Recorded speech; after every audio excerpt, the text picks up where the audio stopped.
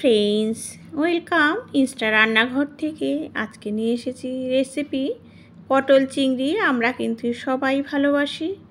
দেখতে থাকুন আমি কিভাবে বানাচ্ছি, খুবই টেস্টি হয়। প্রথমেই নিয়েছি হচ্ছে গোটা জিরে, দারচিনি, শুকনো লঙ্কা, তেজপাতা ফোড়ন আর গোটা জিরে। ফোড়নটা কিন্তু খুব ভালো করে যখন তেতে উঠবে দিয়ে দিচ্ছি পটল আর আলু।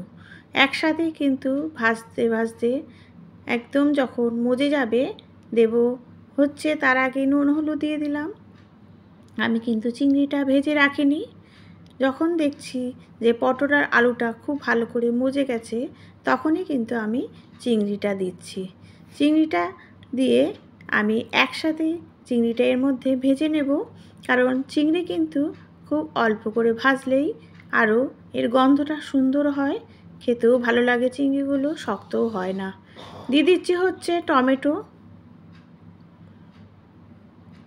দেওয়ার পরে একটু ভালো করে সাঁতলে নেব। আশা করি পুরো রেসিপিটা দেখার অনুরোধ রইল আপনাদের। ভালো লাগলে কমেন্ট করবেন আর বেল আইকনটা প্রেস করবেন। দিয়ে দিচ্ছি হচ্ছে যখন সব ভালো করে ভাজা হয়ে যাবে দেব হচ্ছে পেঁয়াজ, আদা, কাঁচা লঙ্কা আর রসুনের একটা পেস্ট।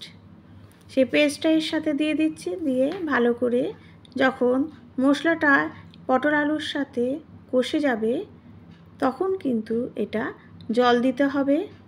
স্লাইড আর একটু হলুদ দিয়ে দিলাম আর একটু শুকনো লঙ্কার গুঁড়ো দিচ্ছি। দিয়ে সব মশলা একসাথে আমি ভালো করে কষিয়ে নেব। মশলা যতক্ষণ বেশি করে কষাবেন ততই কিন্তু এর টেস্টটা ভালো হবে। আর এই ভাজতে ভাজতেই কিন্তু সব মশলা সব কিছু কিন্তু কষিয়ে নেওয়ার সাথে সাথে এই পটল আর আলুও কিন্তু ভালো মতোই সেদ্ধ হয়ে যাবে। সেই জন্য পরিমাণে অল্প করে জল দিলেই ভালো হয়, কারণ এটা কিন্তু বেশ একটা মাখা মাখাই হবে, তাহলেই এর টেস্টটা আরও ভালো হয়। দেখুন কত সুন্দর একটা কালার এসছে।